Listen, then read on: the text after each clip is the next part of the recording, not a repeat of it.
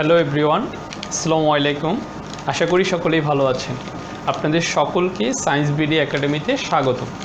তো আজকে আমরা উচ্চতর গণিতের 11.2 অনুশীলনী করব।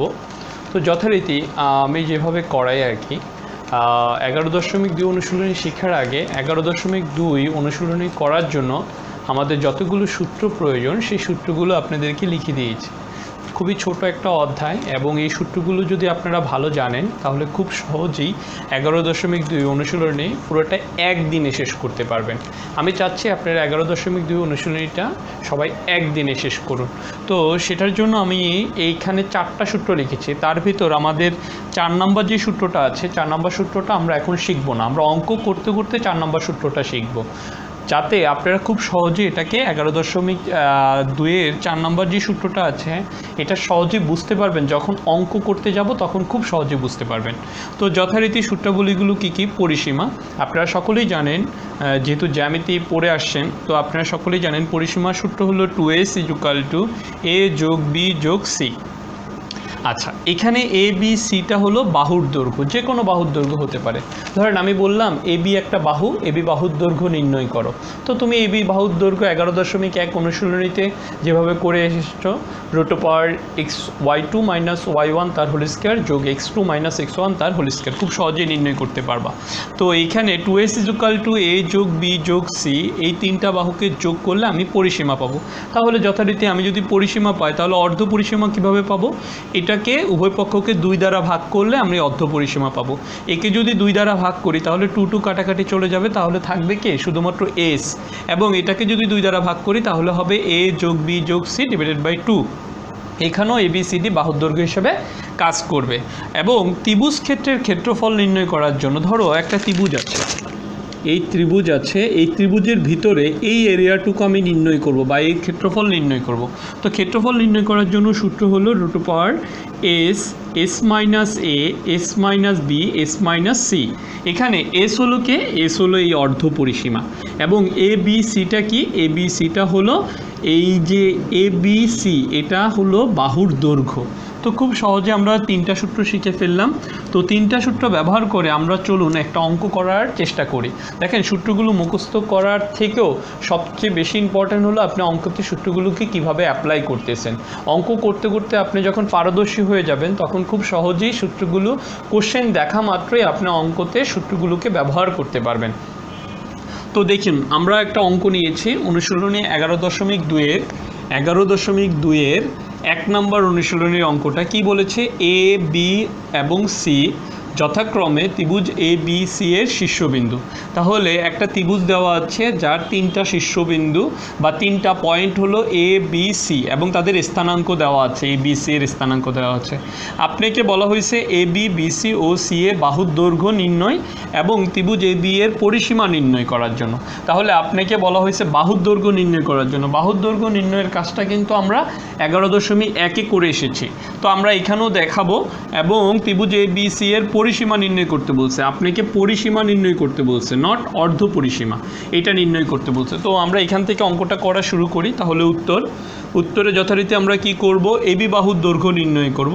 দেখেন, AB বাহুর দৈর্ঘ্য নির্ণয় করব, তাহলে AB = কি হবে? AB যেহেতু বিকে শেষে লিখছি 2 হিসাবে কাজ করবে, তাহলে 0 - 0 তার হোল স্কয়ার যোগ, আমরা এই অঙ্কটাকে একবারে সলিউশন করার চেষ্টা করব, কারণ আমরা 11.1-এ কিন্তু এই ধরনের অঙ্ক করে আসছি। এই জন্য এভাবে সূত্রটাকে রিপ্রেজেন্ট করে আমি সাথে সাথে অ্যান্সার লেখার চেষ্টা করব। তো আপনারা আমার সাথে সাথে যখন অঙ্কগুলো করার চেষ্টা করবেন অবশ্যই ক্যালকুলেটর এবং মেইন বইটাকে হাতে নিয়ে বসবেন করার জন্য।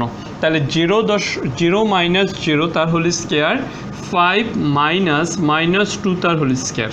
তো যেহেতু এখানে -2 ব্যবহৃত হয়েছে এই জন্য একটা স্কোয়ার দেব।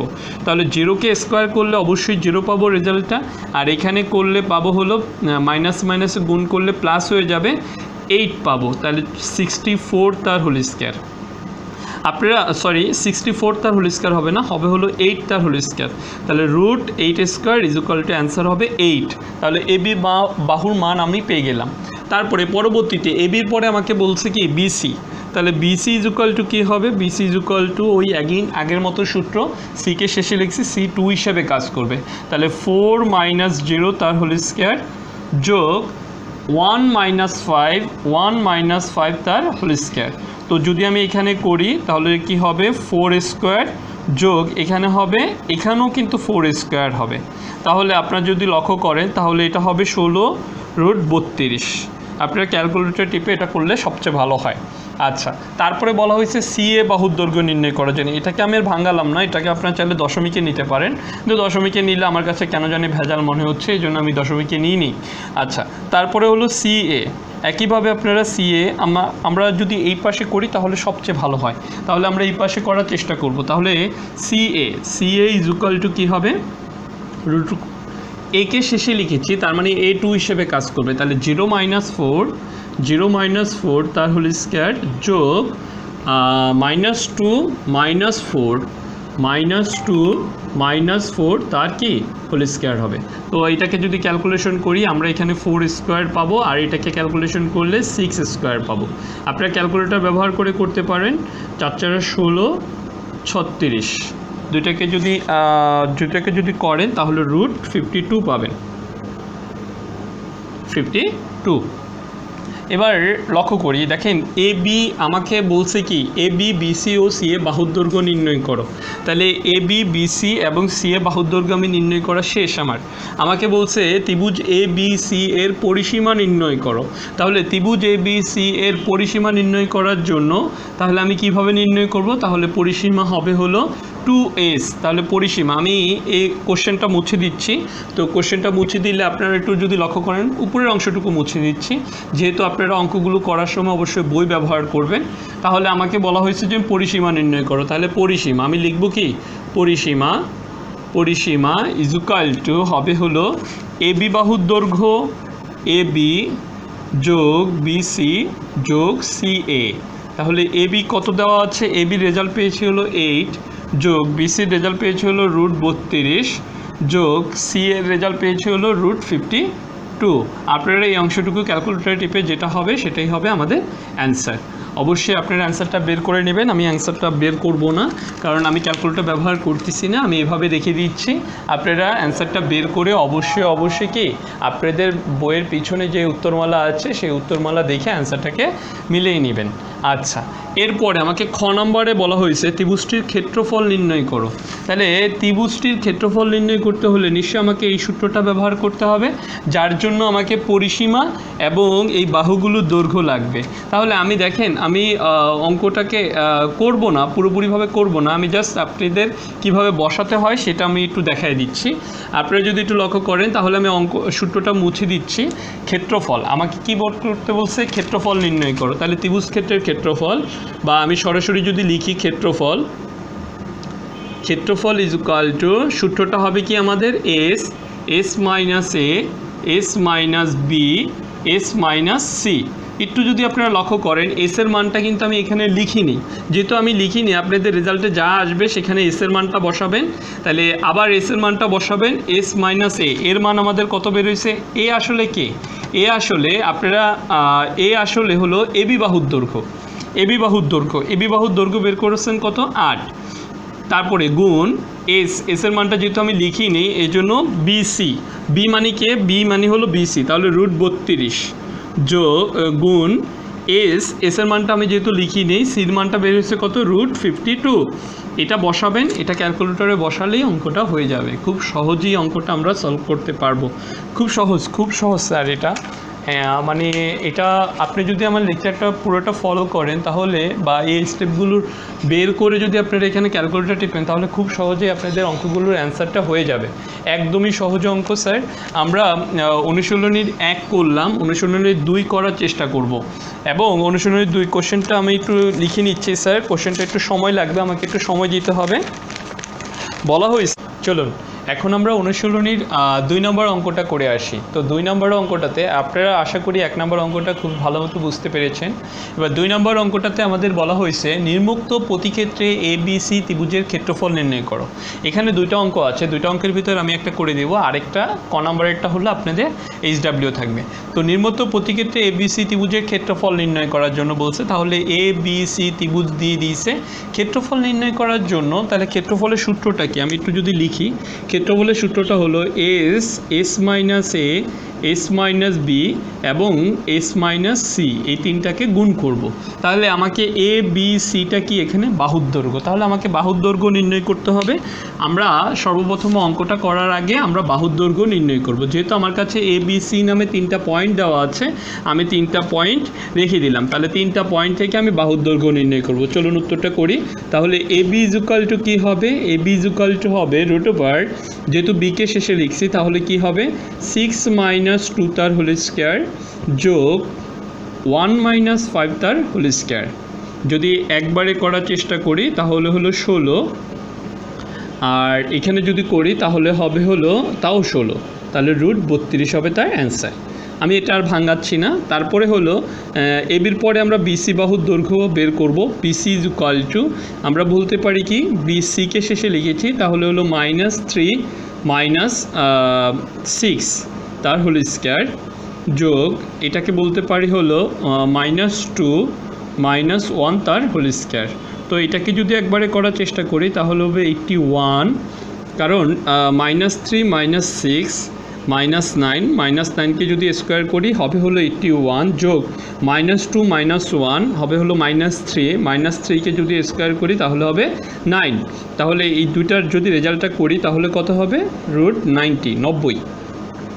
আচ্ছা, তারপরে হলো CA কিভাবে নির্ণয় করব একটু লক্ষ্য করি। CA যেহেতু একে শেষে লিখছি A 2 হিসেবে কাজ করবে, তাহলে 2 মাইনাস -3 তার হোল স্কোয়ার, একটা সেকেন্ড ব্র্যাকেট ব্যবহার করলে সবচেয়ে ভালো হয়, যোগ আর এখানে যদি করি তাহলে কি হবে একে শেষে লিখেছিলাম তাহলে 5 মাইনাস -2 তার হোল স্কোয়ার, একটা সেকেন্ড ব্র্যাকেট ব্যবহার করলে সবচেয়ে ভালো হয় স্যার।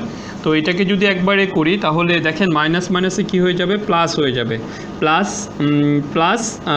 প্লাস 3 আর তার সাথে যদি 2 হয় তাহলে হলো +5 তার স্কোয়ার মানে হলো কত 25 যোগ এটাকে যদি আমরা করি মাইনাসে মাইনাসে প্লাস হয়ে যাবে, প্লাস হলে তার সাথে 5 যোগ হবে তাহলে হলো 7, তাহলে 7কে স্কোয়ার করলে অবশ্যই হবে কত 7কে স্কোয়ার যদি করি 49, তাহলে আপনাদের রেজাল্টটা পেয়ে যাবেন হলো 74, রুট 74।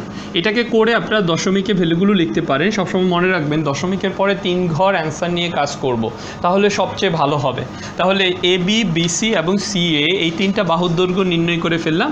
এখন আমাকে ক্ষেত্রফল নির্ণয় করতে বলছে, যেহেতু ক্ষেত্রফল নির্ণয় করতে বলছে তাহলে আমরা এই অঙ্কটার জন্য আগে পরিসীমা নির্ণয় করব। তাহলে পরিসীমা হলো আমাদের S বা 2S, তাহলে পরিসীমা শব্দটা লিখি, পরিসীমা আমার দরকার কি পরিসীমা না অর্ধ পরিসীমা, আমার দরকার হলো অর্ধ পরিসীমা, কারণ আমাকে সূত্রটা বলছে কি সূত্রটা হলো এরকম, দেখেন তো একটু লক্ষ্য করেন। আমি যদি অর্ধ পরিসীমা বের করি আপনাদেরকে সরাসরি দেখাই দিচ্ছি, S ইজ ইকুয়াল টু আমি কি করব 3টা বাহুকে যোগ করব। আপনি এই কথাটা লেখার আগে আপনি শব্দটা লিখবেন ধরি এখানে AB is equal to small a, BC is equal to small b এবং CA is equal to small c, এই শব্দটাকে লিখে নেবেন। তারপরে বলবেন অর্ধ পরিসীমা বা S is equal to a যোগ b যোগ c ডিভাইডেড বাই 2। এবার a মানে কত, AB মানেই তো a, এই যে এখানে লিখে দিয়েছি AB মানে a, তাহলে রুট 32 যোগ রুট 90 যোগ রুট 74 ভাগ হবে 2।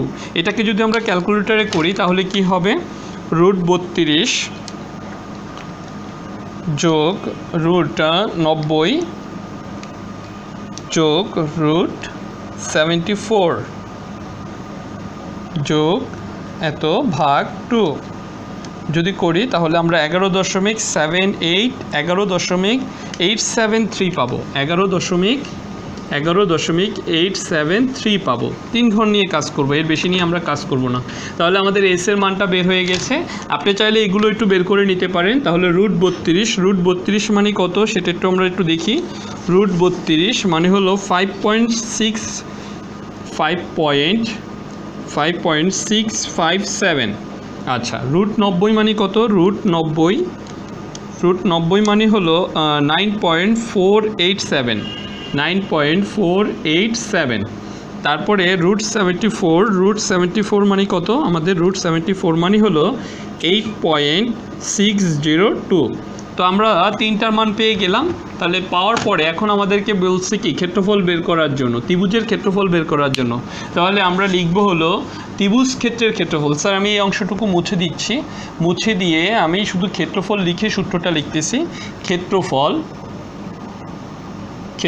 কার ক্ষেত্রফল? ত্রিভুজের ক্ষেত্রফল হবে অবশ্যই। ত্রিভুজের ক্ষেত্রফল ইজ ইকুয়াল টু কী হবে? সূত্রটা দেখেন, S minus A S minus B S minus C. এখন আমরা শুধুমাত্র মানগুলো বসাই, ক্যালকুলেটর টিপলে হয়ে যাবে। এস এর মান কত বের হয়েছিল আমাদের? 11.873, এটা বের হয়েছিল।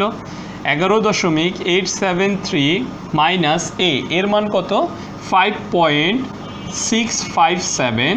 তারপরে রুট আছে কিন্তু, তারপরে গুণ দেব। গুণ আমার হবে না বিধায় আমি নিচে লাইনে লিখতেছি 873 মাইনাস এটার মান হলো 9.487। তারপরে 11.873 মাইনাস 8.602। এটা দিয়ে ব্র্যাকেটটা ক্লোজ করব, তারপরে ক্যালকুলেটরে জাস্ট বসাবো, তাহলে অ্যান্সারটা পেয়ে যাব। খুব সহজ, আপনারা এখানে অ্যান্সারটা বের করে নেবেন। অবশ্যই আমি অ্যান্সারটা বের করতেছি না, অ্যান্সারটা বের করলে আসলে ভিডিওটা অনেক লম্বা হয়ে যাবে, আপনারা দেখতে খুবই বোরিং ফিল করবেন। তো আমরা এইভাবে করলাম অঙ্কটা। স্যার এখন আমরা 4 নম্বরে একটা সূত্র লিখেছিলাম, দেখেন তো আপনাদের মনে আছে কি না সূত্রটা? আমি সূত্রটাকে আরেকবার একটু লিখে দিচ্ছি। আমরা এই অঙ্কটাকে আরেকবার করব, কিভাবে আরেকবার করব আপনাদেরকে বলে দিচ্ছি। দেখেন, আমরা অঙ্কটাকে আরেকবার করার জন্য আমরা দেখেন তো এই সূত্রটা মনে আছে কি না? ক্ষেত্রফলের সূত্র ক্ষেত্রফল is equal to half a1 b1 a2 b2 a3 b3 এবং a1 b1। মানে এই প্রথমে যেটা ছিল সেটাকে আবার পরবর্তীতে লিখলাম এবং মাঝখানে a2 a3 b2 b3 এগুলো লিখলাম। এদেরকে লিখলাম একটা খুব সুন্দর একটা প্রসেসে, এবং এদের মাঝখানে একটা কী দিলাম? দুই পাশে দুইটা দাগ দিলাম। এই দুই পাশে দুইটা দাগ মানে হলো ম্যাট্রিক্স নির্ণয় ফলো করে, মানে ম্যাট্রিক্সের নিয়ম ফলো করে আমরা অঙ্কটার ক্ষেত্রফল বের করার চেষ্টা করব। দেখি আসলে ম্যাট্রিক্সের নিয়ম ফলো করে অঙ্কটার ক্ষেত্রফল বের করা যায় কি না। দেখেন, যখন এই সূত্রটা শিখবেন, এই সূত্রটার মাধ্যমে যখন অঙ্কটা করা শিখবেন, তখন দেখবেন যে খুব ভালো লাগবে, খুব সহজে অঙ্কটা সলভ হয়ে যাবে। তাহলে আমাকে বলছে যে নিম্নোক্ত প্রতিক্ষেত্রে এবিসি ত্রিভুজের ক্ষেত্রফল নির্ণয় করো। তাহলে আমি এই যে বিন্দুগুলো দেওয়া আছে এই বিন্দুগুলোর জন্য ক্ষেত্রফল, তাহলে উত্তরে লিখব কি? ক্ষেত্রফল। ত্রিভুজ এ বি সি এর ক্ষেত্রফল। দেখেন, ক্ষেত্রফল লেখার পরে আমি সরাসরি সূত্রটা লিখব, হাফ। তাহলে আমি কি দিলাম? ম্যাট্রিক্সের চিহ্নটা দিলাম, ম্যাট্রিক্স। তারপরে দেখেন এখানে আছে কি এর মান কত দেওয়া আছে? 5,2। তার মানে উপরে হবে হলো এক্স এর মান, ভুজের মান, এবং নিচে হবে হলো কোটির মান। তাহলে 5, নিচে দিলাম কি 2। তারপরে দেখেন বি আছে 1,6। তাহলে উপরে হবে হলো ভুজের মান, নিচে হবে হলো কোটির মান। তারপরে আছে -2, -3। তাহলে -2 -3। এবং প্রথমে যেটা ছিল দেখেন এ বি সি তিনটা শেষ হয়ে গেছে, এবং প্রথমে যেটা ছিল সেটাকে আমি আবার দিতেছি, সেটা কত? 5,2। তাহলে 5,2 ছিল, তো আমি সুন্দর করে দিয়ে দিয়েছি। তো এই অঙ্কটা করার জন্য খুব সুন্দর একটা ট্রিক আছে বা নিয়ম আছে। নিয়মটা কি দেখেন, এটার নিয়মটা হলো এভাবে করব। আমি একটু কালারটা চেঞ্জ করলাম কারণ যাতে খুব সহজে বুঝতে পারেন। আগেই ধরে একটা সেকেন্ড ব্র্যাকেট দিয়ে দিলাম। কেন সেকেন্ড ব্র্যাকেট দিলাম সেটার ব্যাখ্যাটা এখনই দেব। একটু লক্ষ্য করেন, আমরা কি করব? কোনাকুনি গুণ করব, এক সাইড থেকে কোনাকুনি গুণ করব। দেখেন কত হয়? 5-এর সাথে 6 গুণ করব, 5-6 কত হবে? 30। সুন্দর করে লিখলাম। তারপরে একটা যোগ চিহ্ন দেব, এটা হলো সূত্রের জন্য যোগ চিহ্ন। তারপরে একটু লক্ষ্য করেন তো, 1-এর সাথে -3 গুণ করলে কত হবে? -3 হবে, এই জন্য এটাকে ব্র্যাকেটের ভিতরে রাখলাম। তারপরে আবার যোগ চিহ্ন দেব। দেখেন -2 সাথে 2 যদি গুণ করি তাহলে কত হবে, -4 হবে। লিখে ব্র্যাকেটটা ক্লোজ করব, এই পর্যন্ত রেখে দিব। তাহলে আপনারা চাইলে এগুলোকে একবারে করতে পারেন, হ্যাঁ, আপনারা চাইলে এগুলোকে একবারে করতে পারেন। তারপরে আমি সেকেন্ড ব্র্যাকেটটাকে ক্লোজ করে দিচ্ছি। তারপরে সূত্রের একটা মাইনাস ব্যবহৃত হবে। তারপরে কি ব্যবহৃত হবে, সূত্রের একটা মাইনাস ব্যবহৃত হবে। তারপরে আবার সেকেন্ড ব্র্যাকেট দিয়ে যদি আমি করি তাহলে এরকম হবে, এটার সাথে এটাকে গুণ করব, 1-এর সাথে 2 গুণ করলে 2 যোগ আবার -2-র সাথে যদি 6 গুণ করি তাহলে কত হবে, 6 দুগুণ 12, -12 বের হবে। আচ্ছা, তারপরে 5-এর সাথে যদি -3 গুণ করি তাহলে কত হবে, 5-এর সাথে যদি আমি -3 গুণ করি তাহলে হবে 3-5 15, কিন্তু -15 হবে। নিশ্চয়ই আশা করি বুঝতে পেরেছেন। দেখেন আমি অনেক বড় করে করছি, আমি এটাকেই আবার একটু ছোট করে করার চেষ্টা করব। এই যে second bracket, first bracket, third bracket কত কিছু ব্যবহৃত হয়েছে, দরকার নাই, এইভাবে হলে আপনারা ভুলে যাবেন। দেখেন কিন্তু একই হবে, সমস্যা নাই, আপনারা একটু খুব মনোযোগ দেন তাহলে খুবই সহজে বুঝতে পারবেন। দেখেন কিভাবে করব। হাফ একটা সেকেন্ড ব্র্যাকেট দেব, থার্ড ব্র্যাকেটের আর এবার দেব না। কেন দেব না, লক্ষ্য করি, 5-6 30 লিখলাম 30। তারপরে -1-এর সাথে -3 যদি করি তাহলে হবে -3, সরাসরি এখানে -3 লিখে দিলেই তো হয়ে যায়। প্লাসে এবং -3 কারণে প্লাসে মাইনাসে মাইনাস হয়ে যাবে। তারপরে -2, -4, তাহলে কি হবে, -2 × -2 -4 হবে শেষ ব্র্যাকেট। তারপরে একটা সূত্রের মাইনাস। তারপরে কি করব, তারপরে যদি লক্ষ্য করেন আপনারা এখান থেকেও আসতে পারেন অথবা এখান থেকেও যেতে পারেন, আপনাদের ইচ্ছা। আমি এখান থেকে যাচ্ছি, তাহলে 2 -12 -15। আশা করি বুঝতে পেরেছেন। সেকেন্ড ব্র্যাকেটটা ক্লোজ করে দেব।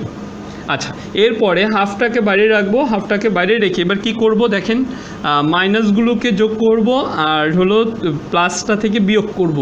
-7 হয় এখানে, তো 7-এর থেকে যদি 30 থেকে যদি 7 বাদ দিই তাহলে নিশ্চয়ই 23 হবে।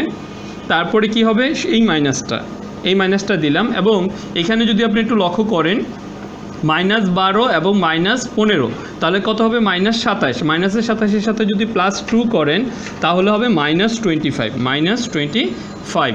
তাহলে আপনারা এখানে সেকেন্ড ব্র্যাকেটটা দেওয়াটা উত্তম হবে।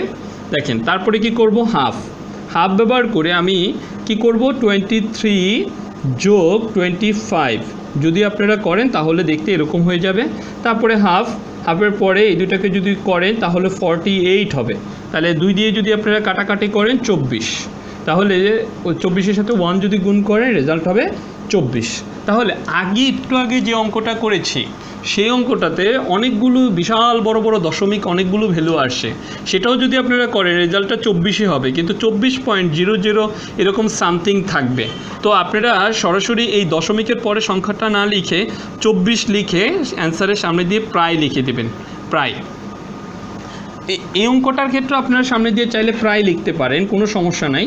প্রায় শব্দটা লেখাটা মানে এমন কোনো কিছু না যে লেখা যাবে না বা লিখতে পারবো না। তো এই অধ্যায়ের যে অঙ্কগুলো আছে সেই অঙ্কগুলোকে আমরা 2টা প্রসেসে প্র্যাকটিস করার চেষ্টা করব। তার ভিতর একটা প্রসেস তো বললাম অনেক বড় হয় অঙ্কগুলো, যেমন সেখানে অর্ধ পরিসীমা বের করতে হয়, তারপরে বাহুগুলোর দৈর্ঘ্য বের করতে হয়, এভাবে করলে অনেকটা বড় হবে। আর যদি এই প্রসেসে মানে হলো এটা হলো দ্বিতীয় পদ্ধতি, এটার নাম কি, দ্বিতীয় পদ্ধতি। আর যদি এই পদ্ধতিতে আপনি ব্যবহার করেন তাহলে আপনার অঙ্কটা 1 পৃষ্ঠার ভিতর হয়ে যাবে, ছোট, দুইটাই কারেক্ট। এবং আপনাদের বইগুলোতে 2টা কোশ্চেন 2টা অ্যান্সারেই দেওয়া আছে এইভাবে। তো আপনারা যেভাবে ইচ্ছা সেভাবে করতে পারেন, তবে 2টা জিনিসই শিখতে হবে। কেন শিখতে হবে, কারণ পরীক্ষার হলে কোন প্রসেসটা আসবে সেটা কিন্তু আপনারা আগে থেকে জানেন না। অতএব যেহেতু জানি না তার মানে হলো কি আমাকে 2টাই শিখি, তারপরে দেখা যাবে আমার যেটা আসবে আমি সেটা অ্যাপ্লাই করার চেষ্টা করব। তো আজকে এই পর্যন্তই। আমার চ্যানেলে যদি নতুন হয়ে থাকেন অবশ্যই লাইক, শেয়ার এবং সাবস্ক্রাইব করবেন। এবং আজকের লেকচার নিয়ে বা আজকের ক্লাস নিয়ে যদি আপনাদের ভিতর কোনো প্রবলেম থেকে থাকে অবশ্যই সেটা আমাকে কমেন্ট সেকশনে জানাবেন। ওকে, খুদা হাফেজ, ভালো থাকবেন, আসসালামু আলাইকুম।